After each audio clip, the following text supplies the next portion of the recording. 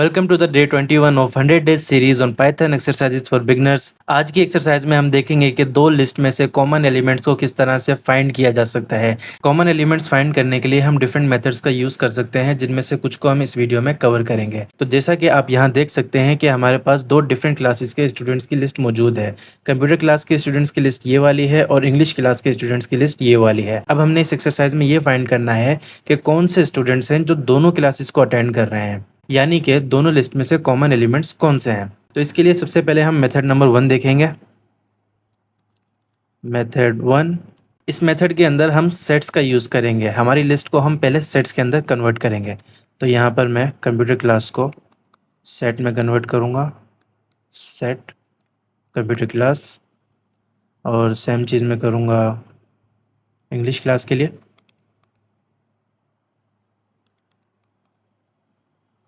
अब हम if condition लगाएंगे, इफ़ कंप्यूटर क्लास सेट। अब हम यूज़ करेंगे हमारा एंड सिंबल और हम लगाएंगे इंग्लिश क्लास सेट। ओके, तो ये जो हमने यहाँ पर कंडीशन लिखी है, इससे क्या होगा कि इन दोनों लिस्ट के अंदर जो कि अब सेट में कन्वर्ट हो चुकी हैं, जितने भी कॉमन एलिमेंट्स हैं वो एक सेट के अंदर आ जाएंगे। ओके, जो कॉमन एलिमेंट्स है बस वो आ जाएंगे। फिर हम क्या करेंगे, इनकी हम लेंथ फाइंड करेंगे। तो यहाँ पर हम चेक कर रहे हैं जो हमारा रिजल्टिंग सेट है उसकी लेंथ 1 से बड़ी है कि नहीं, यानी कि दोनों लिस्ट के अंदर कोई कॉमन एलिमेंट्स था भी कि नहीं। तो अगर जो लेंथ है वो 0 से बड़ी है, यानी कि अगर 1 भी है, तो इसका मतलब ये है कि इसके अंदर कॉमन एलिमेंट्स था। तो हम यहाँ पर कॉमन एलिमेंट्स का जो सेट है उसे प्रिंट कर देंगे।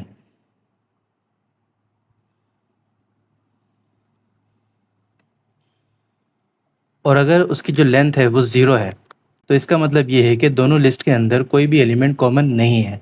तो हम प्रिंट कर देंगे there is no student taking both classes, और इसे हम रन करते हैं। तो जैसा कि हम यहाँ देख सकते हैं, एहसन जो है वो दोनों लिस्ट के अंदर कॉमन एलिमेंट है। यहाँ पर हम देख सकते हैं एहसन यहाँ भी है और यहाँ भी है।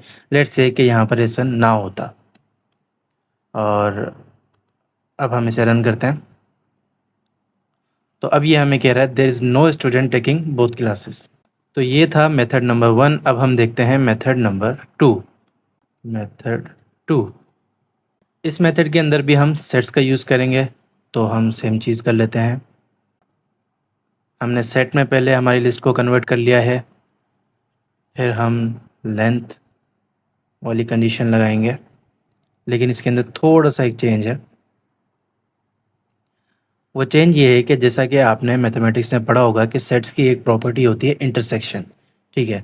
तो वो हमारे पास यहाँ पर बिल्ट इन मेथड है इंटरसेक्शन। इंटरसेक्शन क्या करता है, दोनों सेट्स के अंदर जो कॉमन एलिमेंट्स हैं वो बता देता है।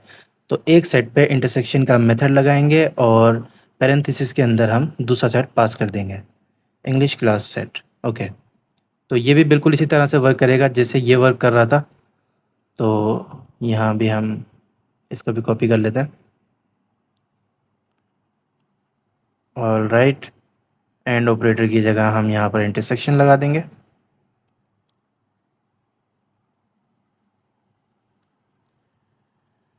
ठीक है, मेथड नंबर 1 को हम कमेंट कर देते हैं। अब इसे रन करके देखते हैं। तो देखिए, ये अभी तो ये बता रहा है कि there is no student taking both classes, लेकिन अगर मैं यहाँ फिर से एहसन लिख दूँ, रन करूँ, तो देखें बता रहा है कि एहसन जो है वो कॉमन एलिमेंट है। कोई भी चेंज नहीं था, इसके अंदर हमने एंड सिंबल की जगह इंटरसेक्शन मेथड का यूज़ किया है। इसके बाद हम तीसरा मेथड देख लेंगे, वो है हमारा फॉर लूप्स का मेथड। मेथड 3, इसके अंदर हम फॉर लूप्स का यूज़ करेंगे। फॉर लूप स्टार्ट करने से पहले हमें एक लिस्ट बनानी पड़ेगी, common items equal to list. ये एक एम्प्टी लिस्ट है।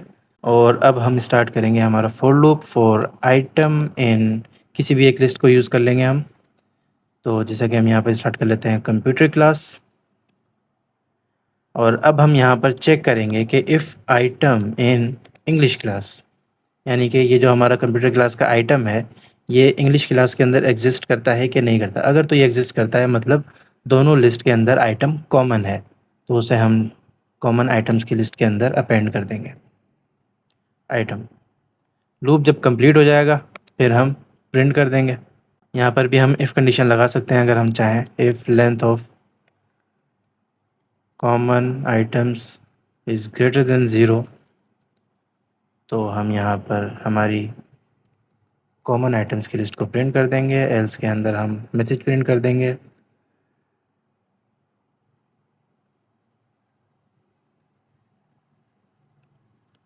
ओके, अभी से रन करते हैं हम। तो देखें ये कह रहा है कि एसन जो है वो कॉमन एलिमेंट है। अगर मैं यहाँ पर एसन के साथ आसिफ भी लिख देता हूँ, तो